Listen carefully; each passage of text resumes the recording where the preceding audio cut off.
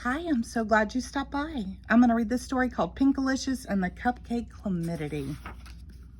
One Sunday morning, we saw a huge crowd outside Mr. Swizzle's ice cream shop.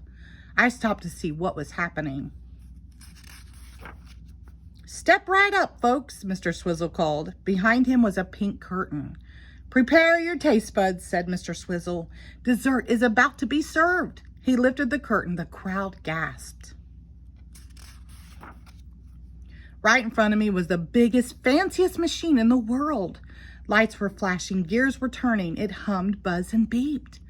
"Behold," said Mr. Swizzle, "my cupcake Creomatic. Just add $1 and your cupcake will bake right on the spot." I couldn't wait to try it. "Me first," I said. I ran to the machine and put in my $1. I chose a strawberry cupcake with pink frosting and pink sprinkles. I pressed the green button. Nothing happened. "Bake," I said, pressing again. But no cupcake came out. "Let me try," said Allison. One after the other, people put their money in, but nothing came out. "What's going on here?" the crowd started to grumble. People were getting upset. So was I. I wanted my cupcake. "I'm so sorry," said Mr. Swizzle. "Let me get the owner's guide. I'll have this fixed in a jiffy." I couldn't wait that long. I wanted a pink cupcake. I thought. I looked hard at the machine. I walked around the back. There was a little door big enough to squeeze through, so I did. The cupcake Creomatic was amazing inside. Mixing bowls roared as batter stirred.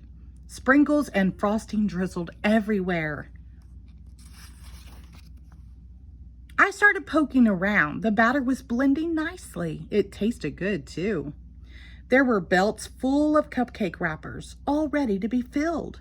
I swapped out the plain ones for ones with polka dots. Then I saw that only half of the machine was working. The mixers weren't pouring batter into the wrappers. There must be a power switch in here somewhere, I said to myself. I looked up and there it was. The switch was way up at the top of the machine. I climbed all the way there. "It's cupcake time," I said as I flipped it on. The cupcake Creomatic started rumbling right away. In fact, it started rattling. Then it started shaking. "Uh-oh," I said. The machine started filling up with batter. "I want to eat a cupcake," I said, "not be a cupcake." Something was definitely wrong. The machine shook from side to side. The walls were starting to crack. "What is going on?" I cried.